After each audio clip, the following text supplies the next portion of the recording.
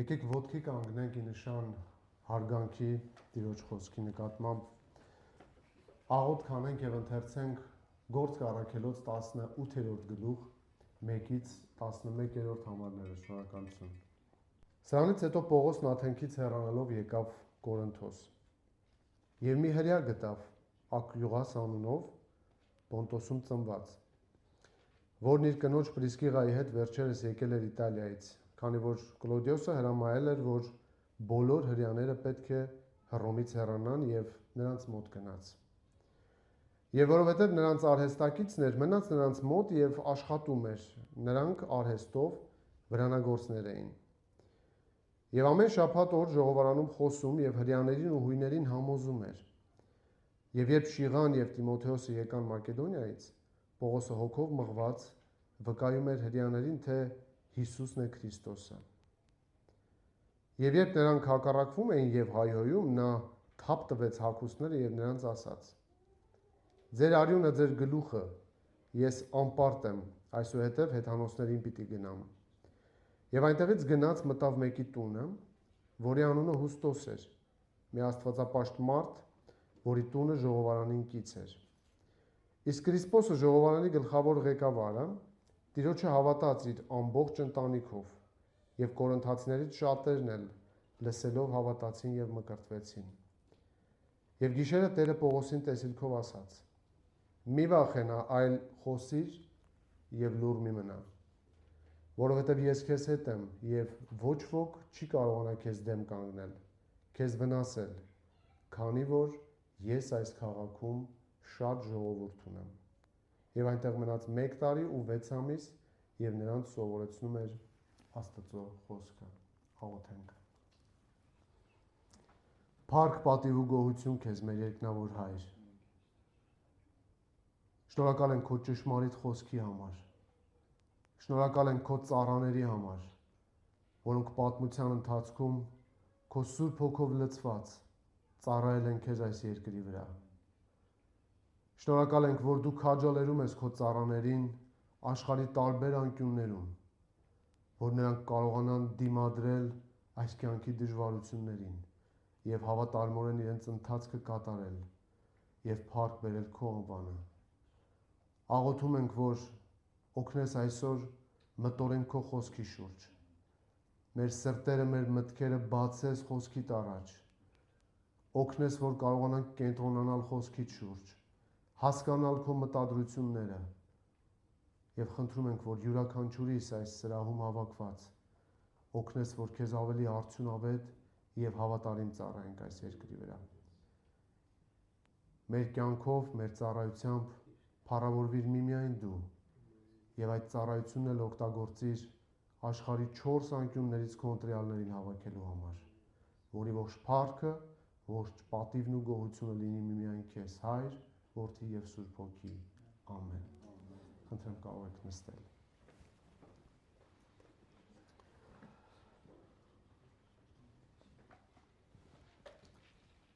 Մեր ծառայության ընթացքում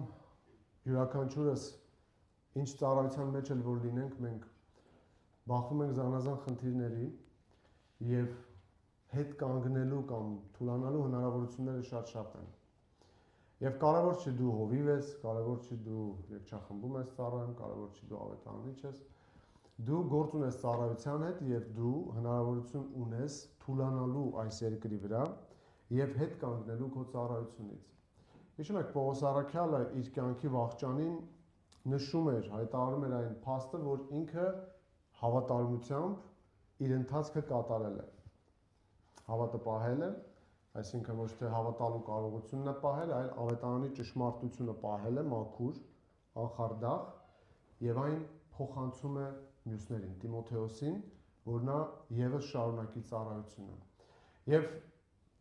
ժամանակի ընթացքում Տիրոջ շատ ծառաներ ունենում են հուսահատությունների կամ հիասթափությունների շրջան իրենց կյանքում։ Գիտեք, Սուրբ Գիրքը շատ է խոսում դրա մասին եւ շատ օրինակներ կան։ Ես մի քանիսը կուզեմ ընթերցել ձեզ համար, որպեսզի դուք վերհիշեք, թե ովքեր էին այն մարդիկ, ովքեր որ Սուրբ Գրքում իրենց ծառայության ընթացքում թուլացան, հուսահատվեցին եւ Տերը նրանց քաջալերեց։ Ասեմ, որ եթե Տիրոջ քաջալերանքը չլինի, մարդկային ոչ մի քաջալերություն չի կարող այս մեծ, այս բարդ, այս պատասխանատու գործի մեջ մեզ պահել հաստատում։ Դրա համար այսօր մենք ուսումնասիրում ենք մի հատված, 3 մասից բաղկացած, եւ յուրաքանչյուր հատվածում մենք կտեսնենք, թե Տերը իր ծառաներին ինչ միջոցներով է քաջալերում, որովհետեւ այս քաջալերանքը լինի մեր կյանքի, մեր ողջ կյանքի համար պիտանի, որ եթե մեր կողքը նույնիսկ չլինեն մարդիկ, ովքեր միշտ կխրախուսեն, կքաջալերեն մեզ, մենք հիշենք Տիրոջ քաջալերանքները եւ դրանով ուժեղացած կարողանանք շարունակել ծառայությունը այս երկրի վրա։ Չարլզ Սփերջենը այսպես է գրում. այս աշխարհում աստվածավախ մարդկանց խոստացված են փորձություններ։ Աստծո ծառաներին ավելի շատ բան է տրվում, որոնց պետք է նրանք դիմանան, քան մյուսներին։ Իսկ ինչու է այսպես, որպեսզի նրանք սովորեն կարեկցանք ցուցաբերել Տիրոջ տառապող ժողովրդի նկատմամբ, որպեսզի նրանք լինեն եւ տառապող, եւ հոտի իսկական հովիվներ, մեջբերման ավարտ։ Աստծո լավագույն ծառաներից մի քանիսը հուսահատության ժամանակներ են ապրել ապստամբ եւ տրտնջացող ժողովրդի ճնշման տակ։ Օրինակ Մովսեսը հիշում եք, Թվոց գրքում մենք կարդում ենք 11-րդ գլխում այն մասին, որ Մովսեսն ասաց Տիրոջը. «Ինչու չարչարեցիր քո ծառային, ինչու շնորհ չգտա քո առջև, եւ այս ամբողջ ժողովրդի բեռն ինձ վրա դրեցիր։ Միթե ես եմ հղացել այս ժողովրդին, կամ ես եմ ծնել նրանց, որ ինձ ասում ես քո գիրկն առ նրանց, ինչպես դայակն է առնում կաթնակեր երեխային, եւ տար մինչեւ այն երկիրը, որ երթումով խոստացար նրանց հայրերին։ Ես որտեղից միս գտնեմ, որ տամ այս ժողովրդին, որովհետև լաց են լինում իմ դիմաց եւ ասում մեզ միս տուր, որ ուտենք։ Ես միայնակ չեմ կարող կրել այս ամբողջ ժողովրդին, դա շատ ծանր է ինձ համար։ Եթե այսպես պիտի վարվես ինձ հետ, խնդրեմ մերձրու ինձ։ Եթե շնորհ գտա քո առաջ, որպեսզի չտեսնեմ իմ դժբախտությունը»։ Էլի օրինակներ կան Հեսուն ևս 7-րդ գլխում ասած. «Ո Տեր, ինչու այս ժողովրդին անցկացրիր Հորդանանի այս կողմը, որ մեզ մատնես ամորացիների ձեռքը։ Եղանի թե Հորդանանի այն կողմում մնայինք ու գոհ լինեինք»։ Եվ ամենաերևի ցայտուն օրինակներից Եղիային հիշում եք Կարմել լեռան վրա Բահաղի մարգարեների նկատմամբ տարած տպավորիչ հաղթանակից հետո կյանքից հիասթափված Տիրոջ այս մարգարեն ասում է. «Բավական է Տեր, վերցրու իմ հոգին, որովհետև ես իմ հայրերից լավը չեմ»։ Եվ անխուսափելի մահվան հեռանկարի առջև կանգնած բարեպաշտ Եզեկիա թագավորը, հիշում եք, որ լաց եղավ եւ աղոթեց Տիրոջը։ Եվ չենք կարող չհիշել նաեւ Հոբին, ում մեր կյանքի ընթացքում մենք շատ հաճախ ենք հիշում։ Երբ Հոբի աշխարհը փլուզվեց եւ թվում էր, թե Աստված լքել է նրան, նա անիծեց իր ծննդյան օրը նույնիսկ։ Երեմիան հայտնի էր որպես լացող մարգարե, եւ նույնիսկ մեր Տիրոջ մասին ասում է, որ նա վշտերի մարդ էր եւ ցավին տեղյակ։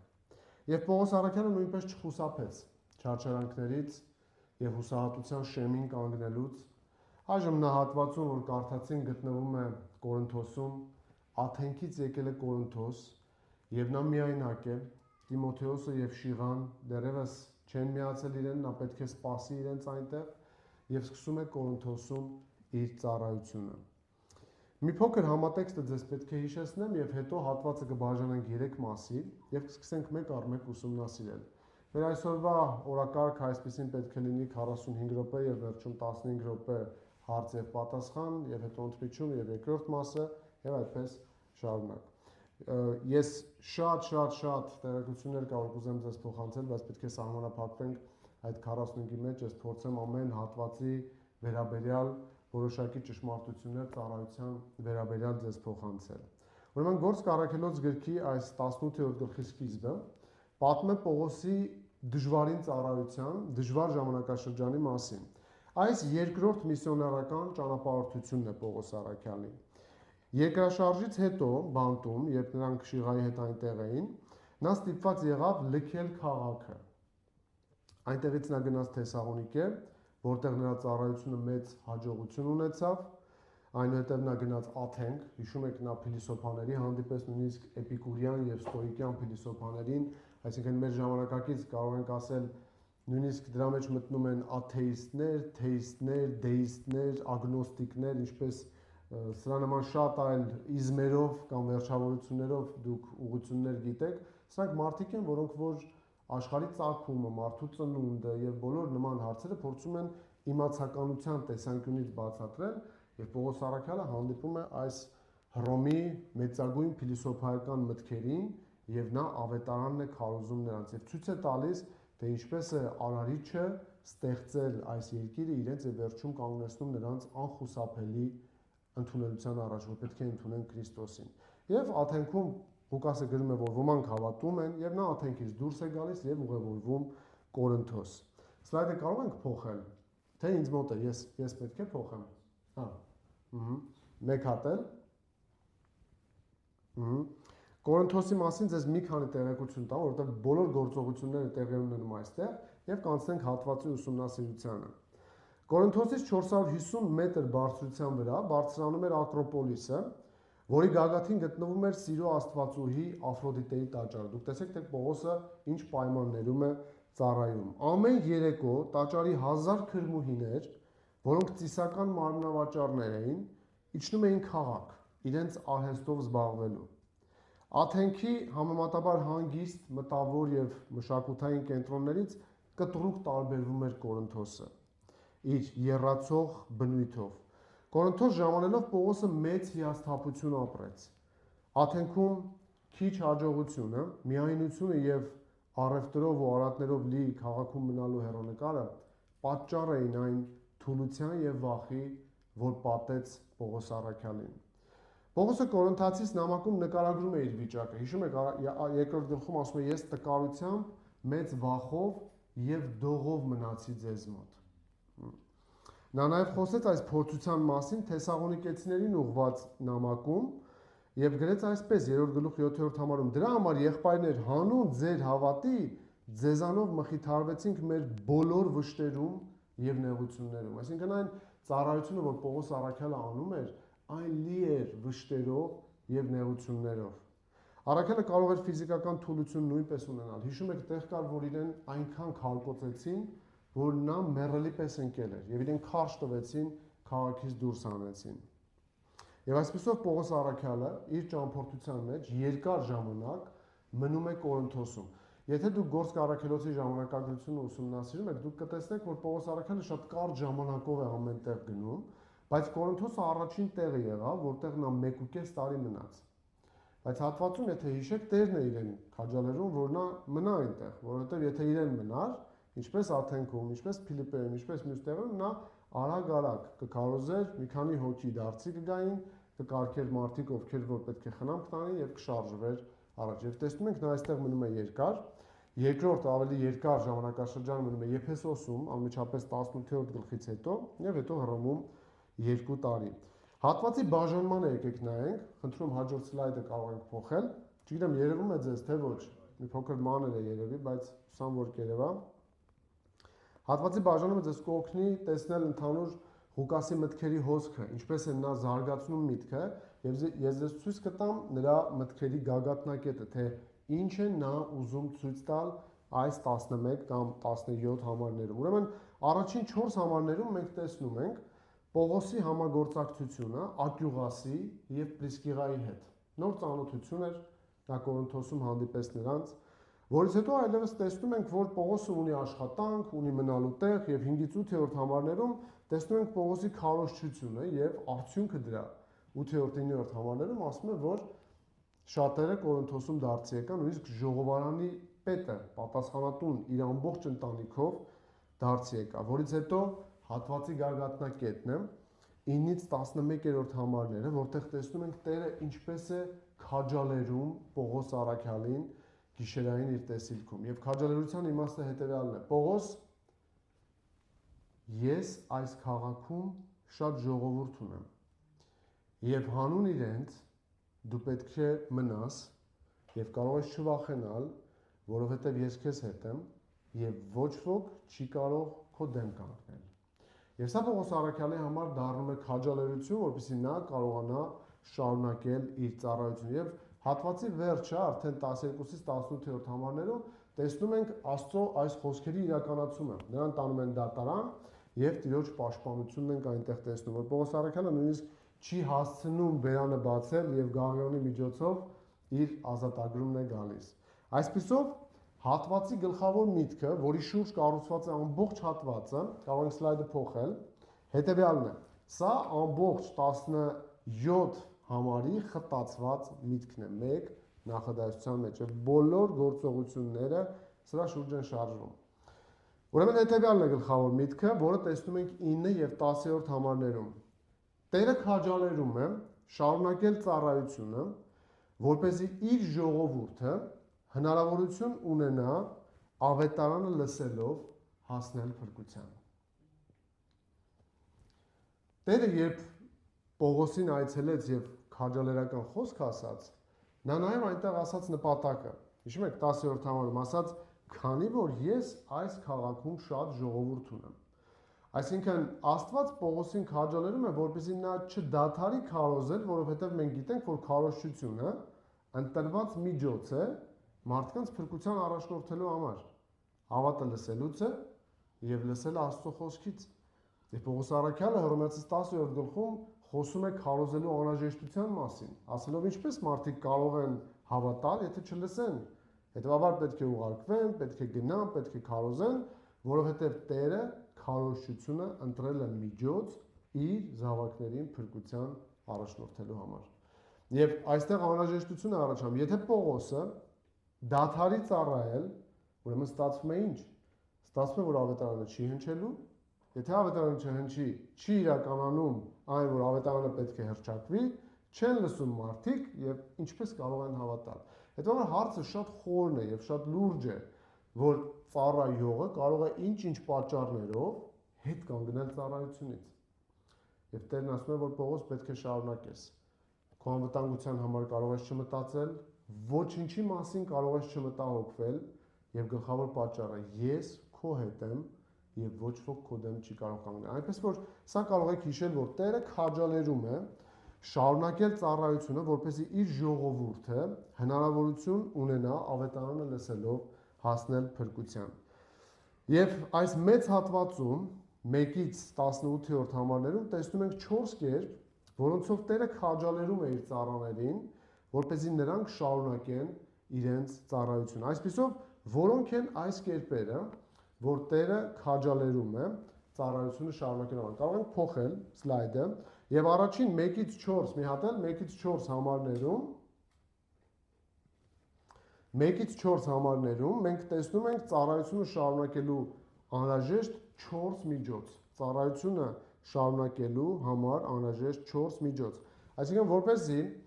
Տիրոջ ծառան շարունակի իր ծառայությունը այնտեղ, Տերը տեսեք ինչ միջոցներ է տալիս։ Առաջին տալիս է անհրաժեշտ բոլոր միջոցները։ Նոր երկիր, անծանոթ մարդիկ, կարծեմ ձեր պատմության մեջ էլ կան նման փորձառություն, ճիշտ է։ Եվ կարծում եմ այս ընթացքում դուք կտեսնեք նաև ձեզ, եւ Տերը թե ինչպես է ձեզ քաջալերել, որ հասնեք այստեղ, եւ ինչպես է քաջալերելու, որպեսզի շարունակեք այս օտարության մեջ ծառայել, հռչակել ավետարանը, որպեսզի Տիրոջ ժողովուրդը լսելով դա հասնի փրկության։ Այսպիսով Տերը առաջինը քաջալերում է իր ծառային, տալով անհրաժեշտ բոլոր ռեսուրսները։ Առաջին նա տալիս է օգնականներ, երկրորդ ապահովում է բնակության վայրով, երրորդ տալիս է աշխատանք եւ չորրորդ ընձեռում է քարոզելու հնարավորություն։ Նայեք առաջին երկու համարներին։ Նա բերում է օգնականներ։ Դրանից հետո Պողոսն Աթենքից մեկնեց եւ եկավ Կորինթոս։ Նա գտավ Ակյուղաս անունով մի հրեայի, ծագումով Պոնտացի, նա իր կնոջ Պրիսկիղայի հետ նոր էր եկել Իտալիայից, համաձայն Կլավդիոսի հրամանին, որով բոլոր հրեաները Հռոմից պետք է հեռանային։ Պողոսը նրանց մոտ գնաց։ Պողոսը Կորինթոսում է Աթենքից հետո։ Ինչպես Պողոսը պետք է միայնակ երկարաժամկետ ծառայեր Կորինթոսում։ Չէ՞ որ նրան մարդիկ են պետք, թիմ, խումբ է պետք, որ նա կարողանա այդ անբարոյականությամբ եւ մեծ հարուստ քաղաքում շարունակել ծառայությունը։ Եվ երկրորդ համարում տեսնում ենք նոր ծանոթություն։ Տերը բերում է մարդիկ, ովքեր են նրանք։ Ինչ միջոց է Տերը տալիս, տեսեք, ծառայությունը շարունակելու համար, նա տալիս է օգնականներ։ Դրանից հետո նա հանդիպում է Ակյուղասին եւ իր կնոջը։ Ակյուղասը հրյա էր ծագումով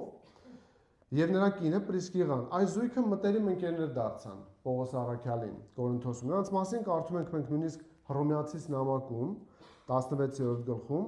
Պողոսը գրում է ողջունեք Պրիսկիղային, Ակյուղասին, Քրիստոս Հիսուսով իմ գործընկերներին, որոնք կյանքս փրկելու համար իրենց պարանոցը սրի տակ դրեցին, վտանգի ենթարկելով, եւ որոնց ոչ միայն ես եմ շնորհակալ, այլ հեթանոսների բոլոր եկեղեցիները։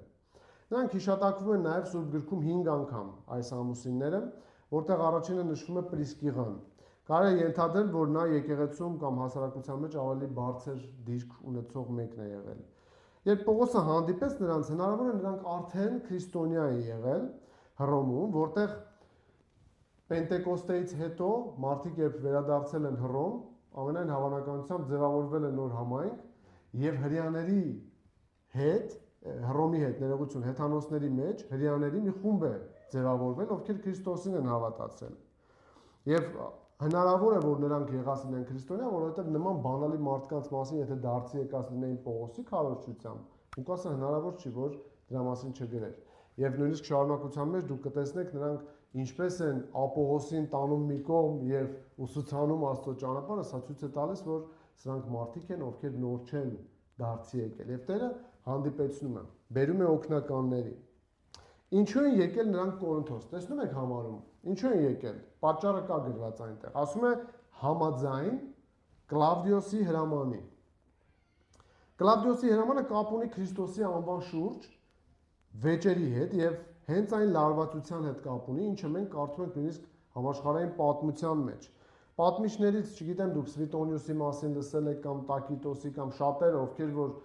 գրում են քրիստոնեության մասին, ես երկու մեջբերում եմ արել ընդհանրապես, շատ կար դրանցից, բայց խնդրեմ փոխել։ Մի հատ էլ, այսա։ Տեսեք ինչ է գրում Սվետոնիուսը։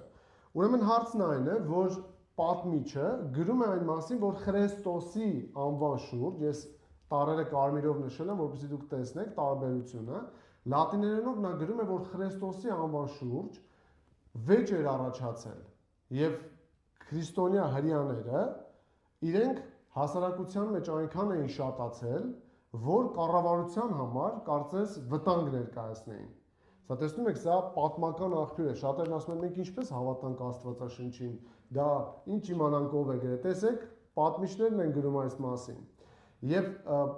այստեղ Քրիստոս լատիներեն եւ Քրիստոսը ամենայն հավանականությամբ նույն անձի մասին է, Քրիստոսի մասին է խոսքը եւ մեկ տարասխալով է կարծես հասել ժամանակի ընթացքում։ Նա գրում է այսպես եւ նաեւ կա Տակիտոսի մասին, մյուսն էլ կարող ենք շրջել։ Տակիտոսն էլ 56-ից 120-ական թվականներին գրում է, որ Ներոն կայսրի օրոք քրիստոնյաները հալածվում էին եւ նշում է, որ Քրիստոսը, տեսնում եք, Քրիստոսի մասին արդեն իով, ոչ թե էով, Քրիստոսը մահապատժի էր ենթարկվել Պոնտացի Պիղատոսի կողմից։ Սա պատմական ամենահավաստի փաստն է, քանի որ նա հռոմեական բարձրակարգ պատմիչ է, շատ քննադատական մոտեցմամբ։ Գիտեք ինչու, նա քրիստոնյաներին չէր պաշտպանում ընդհանրապես։ Դա նշանակում է, որ եթե նա գրել է քրիստոնյաների մասին, սա ամենահավաստի աղբյուրն է։ Սա համարվում է շատ լուրջ փաստ, կա Պլինոս կրծերի մասին, Դիոնի մասին եւ այլն, շատերը կան, որ պատմությունը վկայում են այս դեպքի մասին։ Այսինքն Հռոմում Կլավդիոսը հրաման է հանել, որ հրյաներին դուրս անեն այդտեղից, Տերը օգտագործում է այս առիթը եւ այս մարդկանց ուղեկցում դեպի Կորինթոս, Պողոսի ծառայությունն էլ Կորինթոսում է եւ հանդիպեցնում է նրանց իրար։ Փաստորեն Աստված օգտագործում է աշխարհիկ կամ քաղաքական որոշումները իր ծրագրի համար։ Այնպես որ երբեք չվախենաք լուրերից ամեն օր։ Երբ լսում եք, որ աշխարհի գերտերությունները լուրջ որոշումներ են կայացրել, իմացեք մի բան, թագավորի սիրտը նույնիսկ Տիրոջ ձեռքերում է, եւ նա նրանց բոլոր որոշումները օգտագործում է իր ծրագիրներն իրականացնելու համար։ Գիտեք ինչու։ Չմոռանաք 9-րդ համարը, որովհետև նա որտեղ որ ունի ժողովուրդ, միջոցները հայթայթելու, որպեսզի ավետարանը գնա այնտեղ։ Հասնի այնտեղ, որ իր ժողովուրդը կարողանա լսել եւ փրկվել։ Դրա համար ծառայությունը շարունակելու համար Տերը այստեղ տալիս է գործընկերներ, որ նրանք կարողանան շարունակել։ Ուրեմն որպեսզի Պողոսը չդադարի ծառայել, Տերը որոշել էր Աքյուղասին Պրիսկիղային բերել այնտեղ։ Տեսնում եք հանուն ծառայության ինչպես է Աստված բերում համագործակիցներ։ Այսպիսով Աքյուղասն ու Պրիսկիղան հանդիպեցին Պողոսին եւ Աստված իր նախախնամությամբ այնպես կառավարեց իրավիճակը, որ նրանք կարողանան հանդիպել։ Այսպիսի հանդիպումներ լի են Սուրբ գրքում։ Նույնիսկ 2 գլուխ առաջ, եթե դուք կարդաք Տիմոթեոսի հետի հանդիպումներ էր այդպես։ Նա գնաց, հանդիպեց Տիմոթեոսին, որի հայրը հույն էր, մայրը հրեա, դա նշանակում է, որ սա հրաշալի մեկն է միջմշակութային ծառայություն իրականացնելու համար եւ հրեաների մեջ եւ հույների մեջ, նա 2 եկեղեցուց ունի վկայություն եւ Պողոս առաքյալը վերցնում է եւ այսինքն թիմ է ձևավորում Աստված Պողոս առաքյալի համար, որ նրանք կարողանան գրավել նոր տարածքներ, որպեսզի ավետարանը կարողանա տարածվել։ Տերը իր ծառաներին քաջալերում է նրանց կյանքում բերելով ճիշտ մարդկանց, որպեսզի նրանք կարողանան շարունակել ծառայությունը։ Տերը բերեց Պողոսի կյանք այս մարդկանց որպես քաջալերանք, որ նա կարողանա շարունակել այդ օտար երկրում իր ծառայությունը։ Եթե ձեզ վրա վերցնեք, երբ դուք մենակ լինեք օտարության մեջ, հեշտ կլինի առաջ գնալ։ Ձեզ անպայման պետք կլինի, մեզ անպայման պետք կլինեն մարդիկ, որոնց որ Տերը կմիացնի, որ մենք կարողանանք շարունակել ծառայությունը։ Եվ դուք էլ որ Հոլանդիայում եք ապրում, Տերն այստեղ էլ ունի փրկյալներ, վստահ եղեք։ Դրանք չգիտեմ ձեր աշխատասենյակներում են, օֆիսներում են, մետրոյի մեջ են, թե որտեղ են, վստահ եղեք, Տերը պատահական չէ, որ ձեզ դրել է այստեղ։ Նա աշխարհի 4 անկյուններում ունի ժողովուրդ եւ դրա համար կտա ամեն ռեսուրս, որ դուք կարողանաք, որ ես կարողանամ իրեն ծառայել։ Ծառայության շարունակությունը առաջնահերթություն է, սիրելիներ։ Եթե մենք ապրում ենք այս երկրի վրա, մենք ինչպես Պողոս առաքյալը այդպես պետք է ծրագրավորած լինի մեր միտքը։ Եթե մենք ապրում ենք, եթե մենք շարժվում ենք, դա պետք է լինի հանուն ծառայության։ Այս երկիրը հանգստի վայր չէ։ Այստեղ ծառայության վայր է։ Չարչարանքը հիմա, փառքը հետո։ Եվ սա տեղերը պետք է երբեք ու երբեք չշփոթել։ Գիտեք, եթե ավելի խորը նայենք այս հարցին, եթե նայեք 10-րդ համարի լույսի ներքո, 10-րդ համարի լույսի ներքո, ապա կտեսնեք, որ ընդհանրապես այս կյանքը պահպանվում է հանուն ընտրյալների։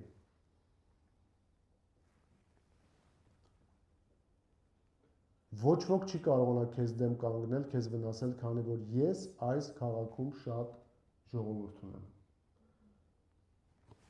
Հանուն ընտրյալների կյանքի պահպանության 2 նախատիպ ձեզ ասեմ։ Հիշեք ջրհեղեղը։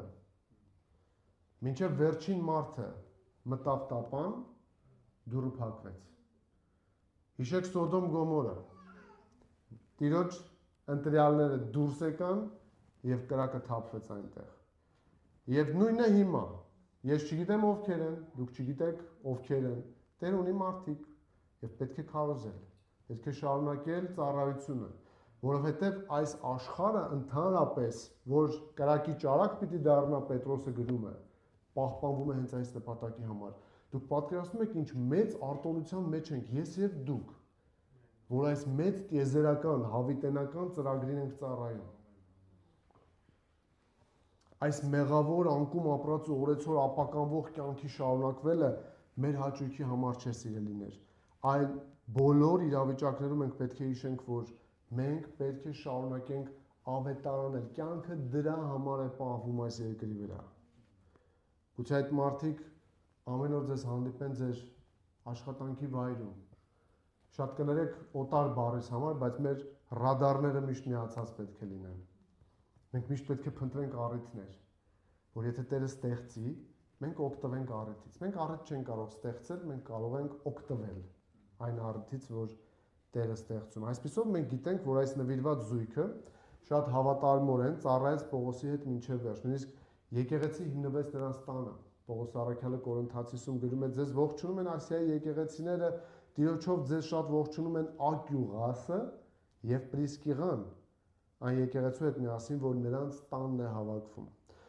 Պողոսին մեծ նվեր տրվեց Աստծո կողմից, Ակյուղասի եւ Պրիսկիղայի կյանքի պատմությունը, Պողոսի կյանքի պատմությունը եւ այժմ նրանց հանդիպումը կարելի է մեկ բառով ասել, սա Աստծո նախախնամությունն է։ Նախախնամություն նշանակում է ինչպես է Աստված ներգրաված կյանքի բոլոր իրավիճակների մեջ, ինչպես է այն կառավարում, որպեսզի հասցնի իր ուզած նպատակին։ Պողոսը Կորինթոսում միայնակ էր, առանց տան, առանց աշխատանքի, առանց գումարի, բայց արդեն ունի նոր ծանոթներ, որոնք դառնում են իր նվիրված օգնականները։ Դուք շատ շուտով արդեն հատվածում կտեսնեք նրանք ինչ մեծ հոգևոր կարգավիճակ ունեն, որ Պողոսի նման մեկին, ինչպես ասացի,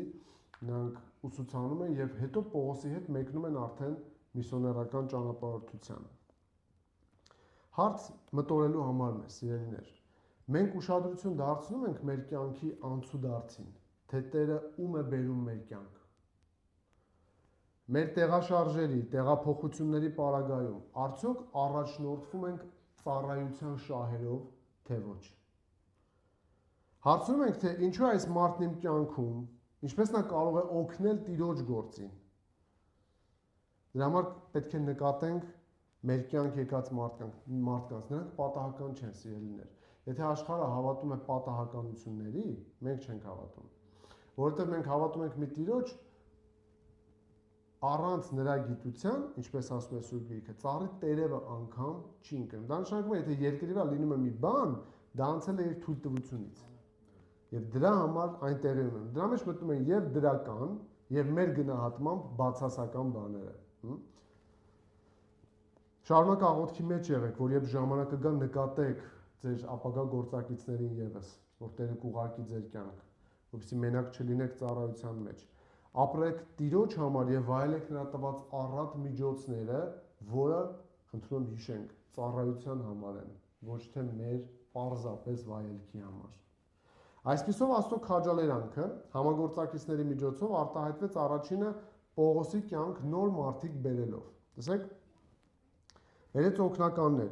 Երկրորդ Տերը Պողոսին ապահովում է, տեսեք նաև ինչով, բնակության վայրով։ Կարող ենք փոխել սլայդը։ Ահա, մանր է, բայց հույս ունեմ, որ կարողանում եք հետևել։ Այնուհետև նաև ապահովում է բնակության վայրով։ Տեսեք, երկրորդ համարի վերջում գրված է Պողոսը գնաց նրանց տուն։ Փաստորեն ոչ միայն համընկնում են նրանց նույն վայրում լինելը, այլև համընկնում են նաև ուրիշ հարցեր։ Նրանք ոչ միայն իրենց տուն ընդունեցին Պողոսին որպես հյուր, ով կարող էր հյուրասիրվել ու գնալ որպես հրեա, այլ գնաց նրանց տուն, ստացվում է, որ մնաց նրանց տանը, Ակյուղասի տանը։ Երրորդ համարում Ղուկասը ցույց է տալիս պատճառը, խնդրում նայեք համարին, թե ինչ պատճառով Պողոսը մնաց այնտեղ։ Պատճառը երրորդ համարի սկզբում նշում է, քանի որ արհեստակից էր։ Արհեստակից հրեաները իրար օգնում էին եւ Պողոսն էլ վրանագործ էր եւ այս սովորությունը եղբայրական կապը կար հրեաների միջեւ, նույնիսկ մինչեւ այսօր կա, եթե լսել եք հենց հրեաների մասին, թեպետ հայրս էլ ենք այդպեսին, բայց հրեաներն էլ իրենց մասն էլ ասում, որ իրենք աշխարհի որ անկյունում էլ որ լինեն, մինչեւ այսօր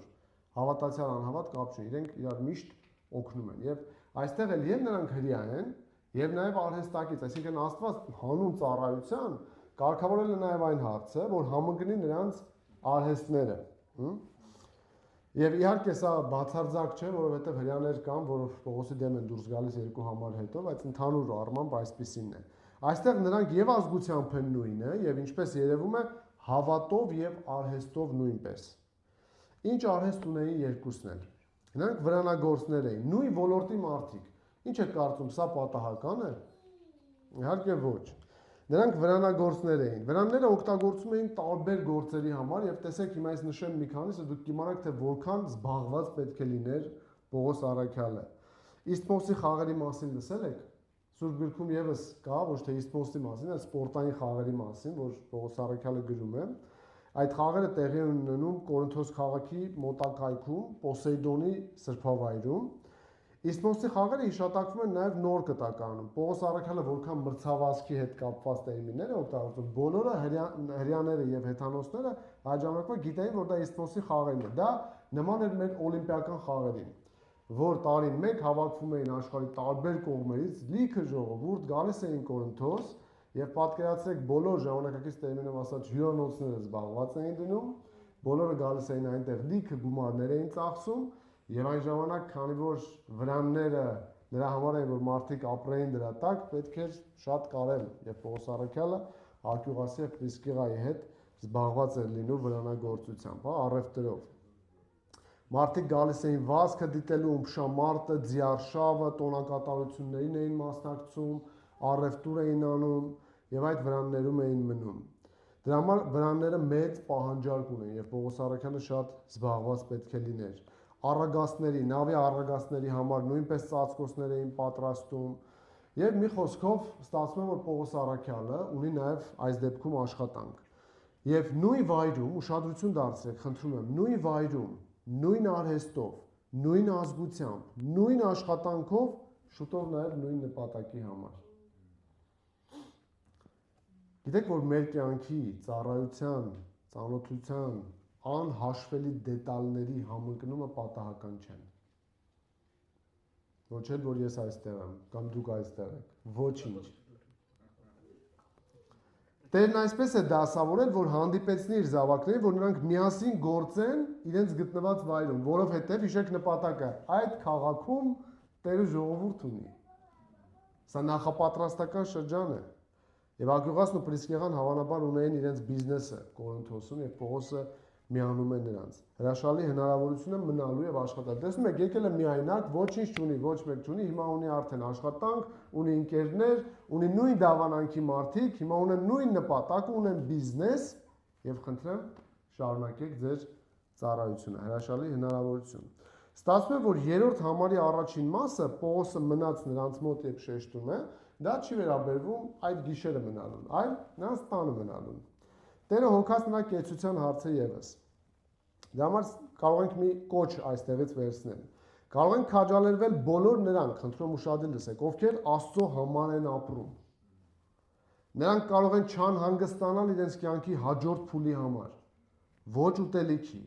ոչ խմելիքի, ոչ կեցության կամ որևէ հարցի համար։ Եթե նրանք ապրում են Տիրոջ համար, Տերը անպայման ունի միջոցներ այնտեղ իր ծառայությունը առաջ տանելու համար։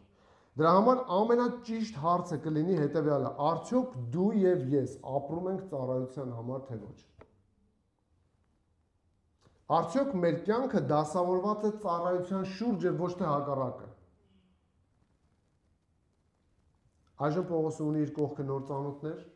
ովքեր ազգակից են եւ տրամադրում են իրենց տունը, արհեստակից են, նրանք մի թիմ են դարձել եւ սկսում են իրենց ծառայությունը։ Մի հրաշալի մեկնաբան Warren Wiersbe-ին, ովքեր որ գիտեն իրեն, գրում է այս մասին այսպես. յուրաքանչյուր հովիվ եւ միսիոներ շնորհակալություն է հայտնում Աստծուն Ակյուղասի եւ Պրիսկիղայի նման մարդկանց համար, ովքեր լսեք ձեռքերով, սրտերով եւ տներով նվիրված են Տիրոջ գործին։ Իմ կյանքում էլ է այսպիսի մի օրինակ եղել, ես երբ որ նոր պետք է անցնեի ավելի հովական ծառայությանը, չէի կողմնորոշվում, ավելի աշխատանքին պետք է ժամանակ տրամադրեմ, թե ամբողջությամբ ծառայության, ես Տերը գիտեր, սրտիս մեջ միայն ծառայությունն էր, ինչ անեմ, որ ես շատ կարողանամ ծառայել Տիրոջը։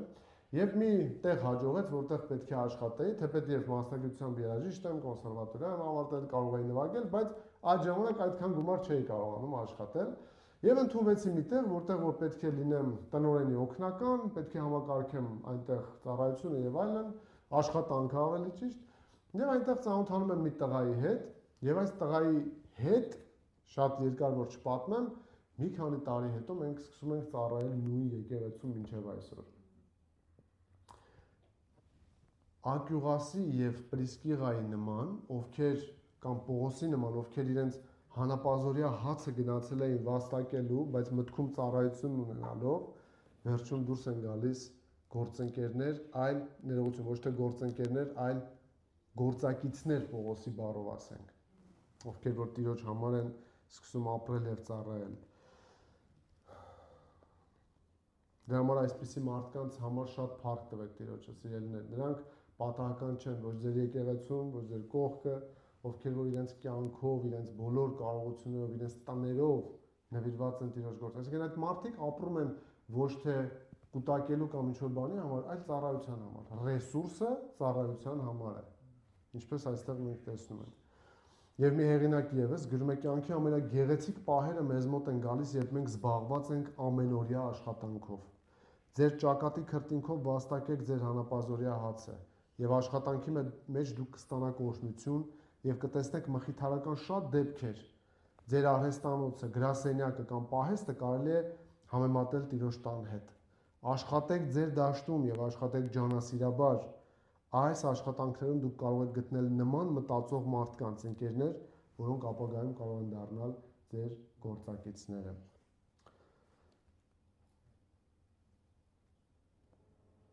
Մատթեոսի ավետարան 28-րդ գլուխ 19-20-րդ համարները կարծում եմ անգիր պետք է հիշեք։ Հիսուսն ասաց գնացեք, աշակերտ դարձրեք բոլոր ազգերին, նրանց մկրտելով Հոր, Որդու եւ Սուրբ Հոգու անունով, սովորեցրեք նրանց պահել այն ամենը, ինչ ձեզ պատվիրեցի, ուշադրություն։ Եվ ահա ես ձեզ հետ եմ ամեն օր մինչև աշխարհի վերջը։ Ինչ եք կարծում։ Երբ Հիսուսն ասում է ձեզ հետ եմ, դա չի ընդհանրում բոլոր ռեսուրսներն էլ ձեզ հետ են։ Ինչպես կարող է ռեսուրսի տերը լինել մեզ հետ եւ ճանապարհին չհոգա կարիքները։ Նույնիսկ Հիսուսն ասաց. այսքան ժամանակ ինձ հետ շրջեցիք, առանց քսակ, առանց որևէ բանի։ Մի օր, մի բանի կարիք ունեցաք։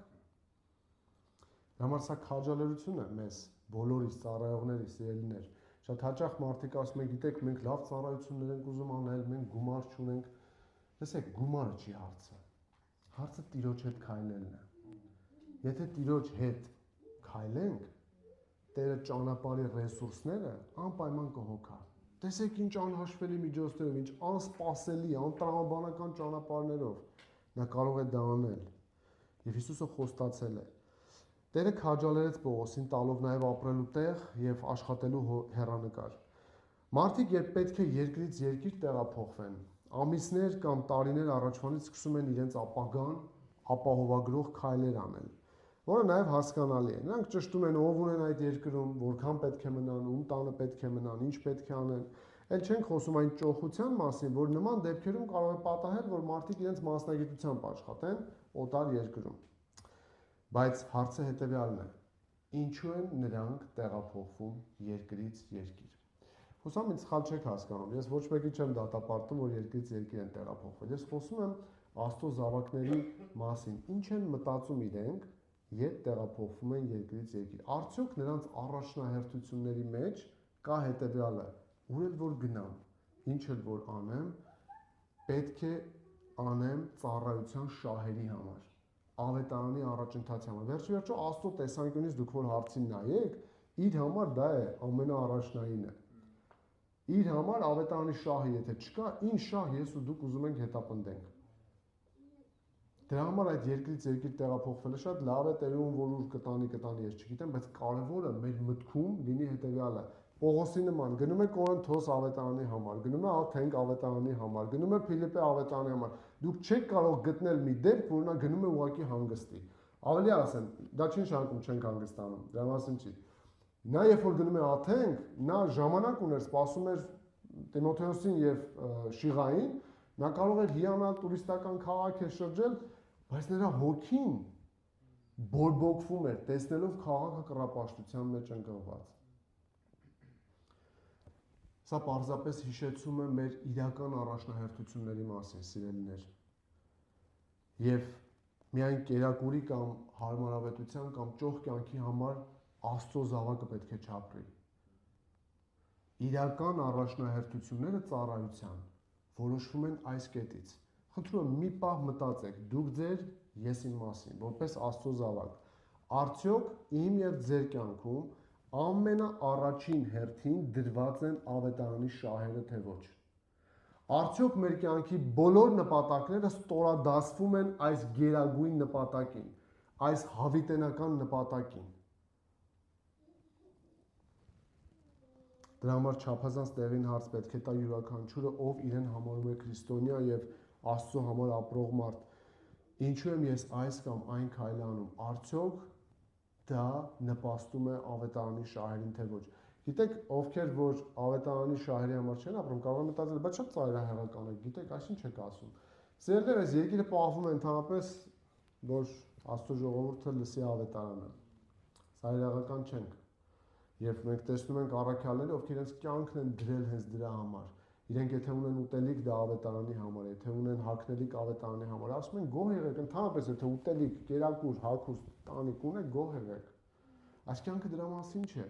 Այս կյանքը ունենալու մասին չէ, այս կյանքը պարզապես բավարար ունենալու համար է, որպեսզի կարողանանք ծառայել։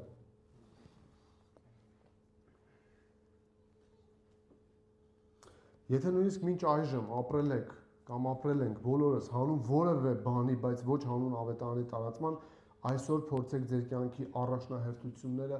վերադասավորել, սիրելիներ։ Եթե Աստծո զավակ ենք, մեր կյանքի առաջին եւ միակ գերագույն նպատակը պետք է լինի դա։ Երբ Միացյալ Նահանգներում էի այս տարի, կոնֆերանսի ենք մասնակցում, ինձ հարցրեցին մի քանի անգամ։ Ասացին, կուզես մնալ Միացյալ Նահանգներում։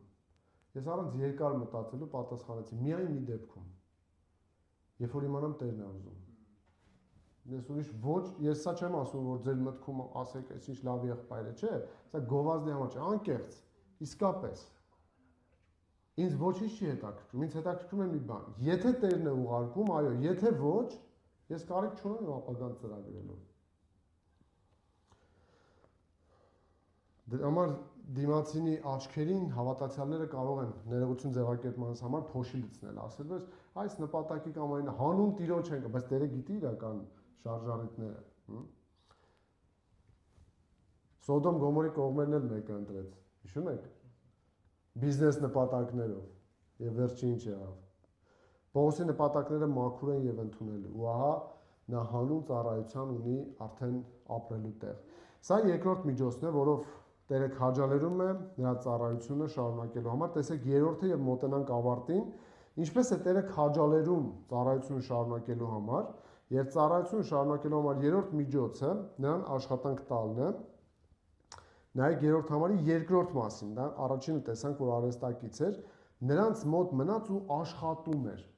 Պողոս առաքյալը իր պատվից ցածր բան չէր համարում աշխատելը, Աստծո առաքյալ մարդ է, բայց աստորեն աշխատում էր։ Պողոսը ունի բոլոր նախապայմանները Կորինթոսից շուտ չհեռանալու համար, քանի որ Տերը արդեն տվել էր համագործակիցներ, ապրելու վայր, աշխատանք եւ այլն։ Աշխատանքը անեծք չէ, սիրելիներ, ինչպես շատ ծայրահեղականներ այստեղ ասում են, որ աշխատանքը անեծք է, անեծք չէ։ Այն ընդհակառակը, այն պարտականություն է, ինչպես Թեսաղոնիկեցիում ենք տեսնում, Իրավի երբ ձեզ մոտ էինք, այս ենք պատվիրում ձեզ, Պողոսն ասում, որ եթե մեկը չի ուզում աշխատել, թող չուտի էլ։ Նաև որպես ծառայություն է այն։ Կողոսացիս 3:23, ինչ էլ որ անեք սրտանց արեք, ինչպես կանեիք Տիրոջը, ոչ թե մարդկանց համար, այսինքն այն ծառայություն է։ Նաև աշխատանքի նպատակը միայն սեփական կարիքը հոգալը չէ։ Եփեսացիս 4:28, նա ով գողանում էր, թող այլևս չգողանա, ավելին թող աշխատի իր ձեռքերով բարի գործելով, որպեսզի կարիքավորներին տալու բան ունենա։ Այսինքն սա նաև սեփական կարիքները հոգալու մասին չէ միայն։ Եվ Պողոսը ինքն էր ապահովում փաստորեն իր ծնունդը։ Չնայած առաքյալը լավ դաստիարակված եւ կրթված մարդ էր, նա իրենից ցածր չէր համարում արհեստավորի աշխատանքով զբաղվելը։ Լայթվուդ անունով մեկը նշում է, որ հрьяաները սովորություն ունեին իրենց երեխաներին այս կամ այն արհեստով մարզելու, եւ որ նրանք դա անում էին նույնիսկ եթե նրանց կրթում էին կամ ժառանգություն էին թողնում, այսինքն բոլոր դեպքերում նրանք սովորեցնում էին իրենց երեխաներին։ Եվ գրում էին այսպես նրանք, նա ով իր որդուն չի սովորեցնում աշխատել, սովորեցնում է նրան գողանալ։ Ոչ ոք չի համարձակվում արհամարել ազնիվ աշխատանքը, սիրելիներ։ Դրա համար մենք հավատացյալներս էլ երբեք ոչ մի աշխատանք պետք է մեր պատվից ավելի ցածր չհամարենք։ Առաքյալից ավելի պատվավոր չլինենք, ով Տիրոջ առաքյալ լինելով աշխատում է։ Եվ Պողոսը գիտեք իր երիտասարդության տարիներին վրաններ կարել սովորել էր եւ նաեւ աստվածաբանական լուրջ կրթություն ուներ գամաղելի ոտքերի տակ։ Բայց հիմա ինչ որ տեսնում ենք, որ դա համատեղվում է միտեղ։ Մեթյուհելին շատ գեղեցիկ է գրում, ասում է նույնիսկ օրենքի անեծքից փրկվածները չեն ազատվում հայտարարված դատաստանից, քո ճակատի քրտինքով հաց կուտես։ Մենք տեսնում ենք այստեղ Պողոս առաքյալը իր ճակատի քրտինքով աշխատում է։ Պողոսին աշխատանքը պետք է պարզապես ինչի համար, սիրելիներ, դուք արդեն պետք է պատասխանեք հստակ։ ծառայության համար, ոչ ավելի։ Հետագայում Պողոսը կգրի, ով ձգտում է հարստության, շատ ցավերի մեջ ինքը կընկնի։ Աշխատանք տալով Տերը կարծես Պողոսին ասել, Պողոս կանգ մի առ, շարունակիր, ես տալիս եմ քեզ ճանապարհի անհրաժեշտ բոլոր միջոցները, որ դու ունենաս նյութական ռեսուրս, որպեսզի կարողանաս շարունակել ծառայել։ Ուրիշ խոսքով, ամեն ինչ ծառայում այս վեհ նպատակին, հանուն ծառայության շարունակության։ Հիշեք, սիրելիներ, Աստծո զավակները աշխատում են, որ ծառայեն, ոչ թե ծառայում են աշխատանքին։ Սա չափազանց կարևոր է։ Ես չգիտեմ դուք կյանքում հանդիպել եք նման մարդկանց թե չէ, բայց ուշադիր եթե լինեք, կտեսնեք մարդիկ, ովքեր իրենց քրիստոնյա են կոչում, բայց տարիների ընթացքում այս հավասարակշռությունը սկսում է խախտվել իրենց կյանքում։ Իրենք ոչ թե աշխատում են, որ ծառայեն, այլ աշխատանքի շուրջը իրենց ամբողջ կյանքը դասավորում։ Սա վտանգավոր շրջան է, սիրելիներ։ Դա չի նշանակում չի կարելի աշխատել, դա նշանակում է չխախտել այս բալանսը, այս հավասարակշռությունը։ Միայն այսպես մտածելն է դարձնում աշխարհում եղող ամեն նյութական բան միջոց, ոչ թե դրանց տիրանալու նպատակ։ Տարիներ առաջ ինձ բիզնես պլան էին առաջարկում, երիտասարդ էինք, սկսեցինք անել ցանցային մարքեթինգ եւ այլն բան։ Եվ ես արդեն մոտավորապես մի քանի 100 հոգանոց, նույնիսկ 1000-ից ավել արդեն թիմ ունեի, տրեյնինգներ էինք անում, այս հյուրանոցի սրահում, այն հյուրանոցի սրահում եւ այլն, եւ ես իրենց սովորեցնում էի ինչպես լինել միլիոնատեր։ Եվ ամեն անգամ Տերը կարծես ինձ ասեր, տղա ջան, դու հավատում ես դրան, որ քարոզում ես դա։ Կարծես դու շեղվել ես քո իրական առաջնահերթությունից։ Ինչ գրականություն ասես կարդում էինք, հա, չգիտեմ, հաջողակ բիզնեսմեն լինելու կամ 7 սովորությունները հաջողակ մարդու եւ այլն, 10 քայլերը, բայց մի րոպե, արդյոք կյանքի առաջնահերթությունը դրան վաստակելն է։ Ոչ, քրիստոնյայի համար ոչ։ Քրիստոնյայի համար դա միջոց է ծառայության համար։ Եվ այս իրական առաջնահերթությունը պետք է փոխվի, եթե իհարկե խախտված է որևէ մեկի մոտ։ Պողոս առաքյալը Կորինթոսում էր, բայց եթե հիշեք, նա կորինթացիներից գումար չէր վերցնում։ Գիտեք ինչու։ Որովհետև ոմանք եկեղեցուց կարող է իր հավատարմությունը կասկածի տակ դնեին։ Ասեն այս մարդը վարձու է, եկել է այստեղ գումար վերցնելու համար։ Պողոսն ասում է ավելի լավ ես մեռնեմ, քան իմ պարծանքը մեկը ամոթ համարի։ Եվ նա իր ձեռքերով աշխատում էր եւ իր բառերն եմ ցիտում, ասում է, որպեսզի ավետարանին արգելք չլինի ոչինչ։ Դա լավ օրինակ չէ իհարկե, լավ կլինի, որ բոլոր քրիստոնեական համայնքներում կամ եկեղեցիներում այնպիսի խոր վստահություն լինի հովիվների եւ ժողովրդի միջև, որ երբեք հովիվների ազնվությունը, իրենց շարժառիթները չդրվի կասկածի տակ, եթե իհարկե վարձկան հովիվների մասին չենք խոսում, աշխարհում կան, ոչ մեկի նկատի չունենք, բայց կան։ Դա նկատի պետք է ունենալ։ Պողոս առաքյալը 2 Թեսաղոնիկեցիս 3:7-10 գրում է, որովհետև դուք գիտեք, թե ինչպես պետք է նմանվեք մեզ, քանի որ ձեր մեջ անկարգությամբ չվարվեցինք, ոչ էլ որևէ մեկի մոտ ձրի հաց կերանք։ Սա առաքյալի համար մի փոքր գեղեցիկ խոսքեր չեն, բայց դա ստիպված է ասել, որ տեսեք, այն, որ մենք աշխատում ենք, դա շատ նորմալ է եւ մենք արել ենք դա, որ ավետարանին արգելք չլինի, այլ ջանքով ու վաստակով ցերեկ գիշեր աշխատեցին գրում են։ Տեսնում եք ինչ իմաստուն է Պողոսը, աշխատասեր, խոնարհ մարդ է, մեր սիրելի եղբայրը, ով համբերում էր ամեն ինչի, որ վնաս կամ բեռ չլիներ ոչ մեկի համար, որ կարողանար շարունակել ծառայությունը։ Դրա համար հիշենք, սիրելիներ, աշխատանքը միջոց է Աստծուն ծառայելու եւ ունեցած ծառայությունը շարունակելու համար։ Նայեք 4-րդ համարին, որտեղ տեսնում ենք Աստծո տված հնարավորությունը ոչ միայն մնալու եւ աշխատելու Կորինթոսում, այլ նաեւ քարոզելու։ Այսինքն մենք տեսնում ենք Պողոս առաքյալին, ով եկավ միայնակ, ով ոչինչ չուներ, այժմ ունի գործընկերներ, ունի բնակության վայր, ունի աշխատանք, համատեղում է ծառայությունը աշխատանքի հետ եւ այժմ տեսնում ենք, որ Տերը նրան տալիս է նաեւ առիթ 4 համարին նայեք, նա ամեն շաբաթ օր քարոզում է ժողովարանում եւ համոզում հրյաներին եւ հույներին։ Սա հնարավորություն է եւ աշխատելու եւ ծառայելու։ Նկատեք, որ մեր սիրելի Պողոսը համատեղում է եւ վարվում է այսպես ըստ կարիքի։ 5-րդ համարը մենք ընդմիջումից հետո կշարունակենք, կտեսնեք, որ Պողոսը ազատվում է ամբողջությամբ աշխատելու բերից, այսպես ասենք, այս դեպքում որտեղ իր սիրտը պայթում էր կարծես ծառայելու համար եւ ամբողջ ժամանակով նվիրվում է ծառայության, բայց քանի չեն եկել եղբայրները, քանի չկա հնարավորություն, նա համատեղում է, երկուսը համատեղում է։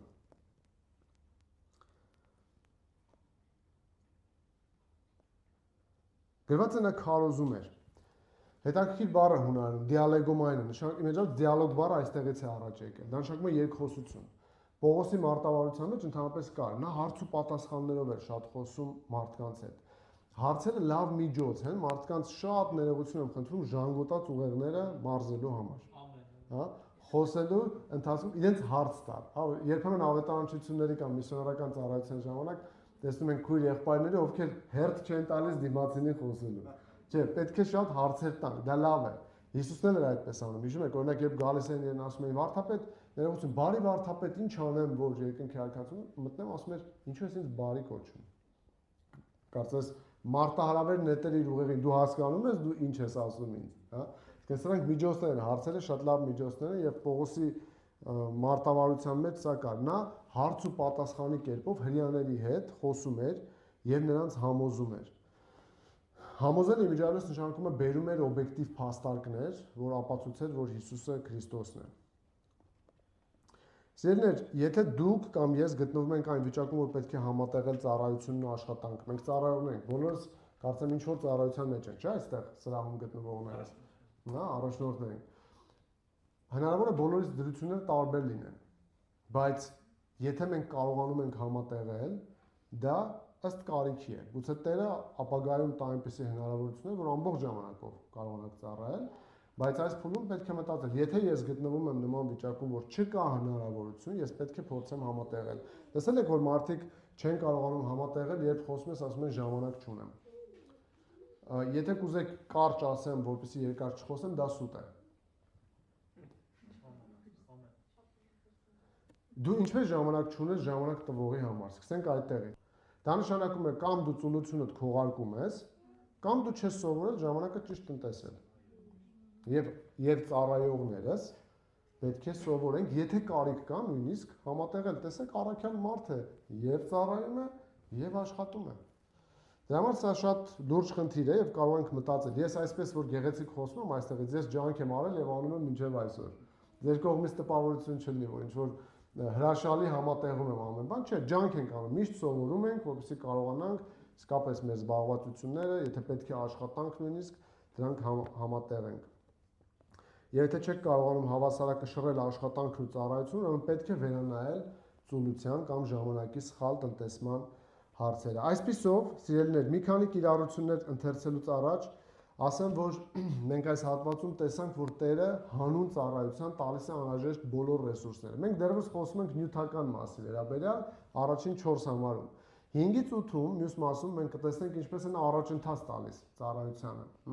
տալիս հոգևոր պտուղներ, ինչպես են մարդիկ դարձի գալիս։ Բայց մինչ այդ մի քանի կիրառություններ կարդանք այս տեքստերից, որպես դաս վերցնենք մեզ համար եւ ժամանակ տանք հարց ու պատասխանին։ Բարի, այ հիմա կիրառությունները կարող ենք դնել հերթով։ Ես կարդամ, դուք կարող եք հետևել, հենց ավարտեմ փոխեք։ Ուրեմն,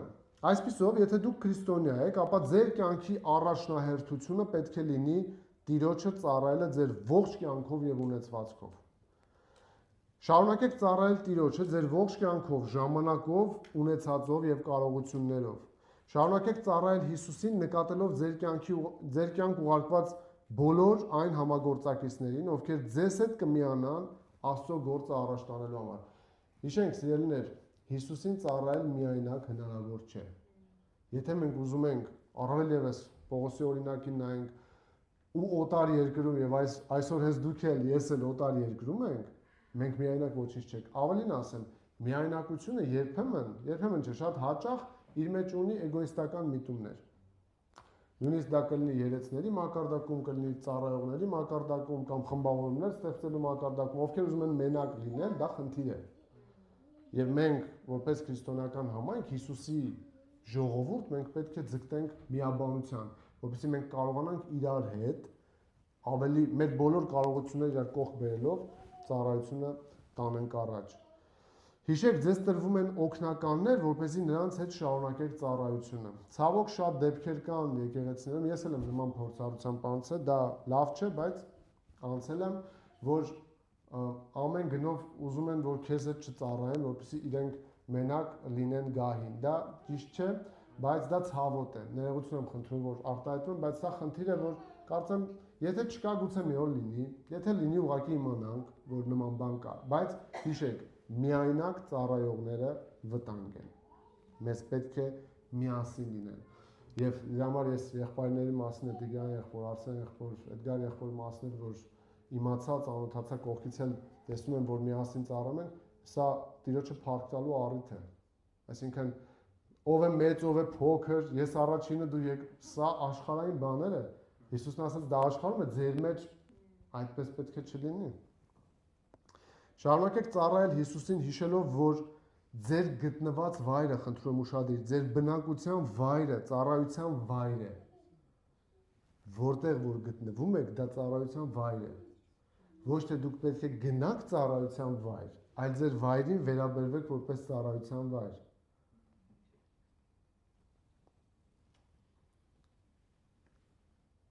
Եվ դուք կարող եք ծառայել Տիրոջը ձեր գտնված վայրում, ուր նա արդեն առաջնորդել է կամ դեռևս կառաջնորդի ձեզ։ Այնտեղ կան մարդիկ, ովքեր գուցե քեզնից պետք է լսեն ավետարանը առաջին անգամ։ Շատ ժամանակ հավատացյալներն ասում են, ես աշխատանքս ուզում եմ թողնել, որ գնամ ծառայեմ։ Լսիր, բայց աշխատավայրում գուցե մարդիկ կան պետք է լսեն։ Բոլորս, որ մեր աշխատավայրից դուրս գանք, Պողոսը, որ վրանագործություն էր անում, ինչ է կարծում, ամեն օր այդքան մարդու հետ չէր շփվում։ Եվ ինչ է Պողոսը արեթը բաց կթողներ այդ մարդկանց վկայելու։ Դա նշանակում է, որ մեր գտնված վայրն է, ծառայության վայր։ Եվ անպայման չէ, որ բոլորս թողնենք մեր աշխատանքը, ոչ, Տերը շատ իմաստուն է, ինձ դրել է այստեղ, քեզ դրել է այնտեղ, այն մյուսին դրել է այնտեղ, որպեսզի շարունակենք ծառայությունը առաջ տանել։ Աշխատանքային կյանքի վերաբերյալ շարունակեք ծառայել ներողություն Տիրոջը ձեր աշխատանքով եւ աշխատանքում եւս։ Այն ձեզ տրված է որպես օրհնություն, որը տարբեր եւ աստվածահաճո նպատակներ է իրականացնում։ Եւ կարևորը աշխատանքը միջոց է, որ դու կարողանաս շարունակել Տիրոջը ծառայել։ Լսեք Հիսուսի խոսքերը եւ սրանով ավարտենք։ Հովհաննես 6:27-ում Հիսուսն ասում է. Ճշմարիտ եմ ասում ձեզ, դուք ինձ փնտրում եք ոչ թե նրա համար, որ հրաշքներ տեսաք, այլ որովհետև այն հացից կերակ ու կշտացաք, շարունակում է, աշխատեք ոչ թե կորստյան ենթակա կերակուրի համար, այլ այն կերակուրի, որ մնում է հավիտենական կյանքում։ Դրա համար սիրելիներ, մենք որպես Տիրոջը ծառայողներ, մեր կյանքի առաջնահերթությունը պետք է լինի ծառայություն։ Մենք պետք է նյութականը օգտագործենք հավիտենականի համար, այն կերակուրի, որ մնում է հավիտյան։ Սա առաջին մասն էր եւ երկրորդը Տերը կամենա շուտով կուսումնասիրենք։ Հիմա ժամի ճիշտ ասած չնայեցի, եթե փոքր ավել ստացվեց ոչինչ, հարցերին կարող ենք ժամանակ տրամադրել։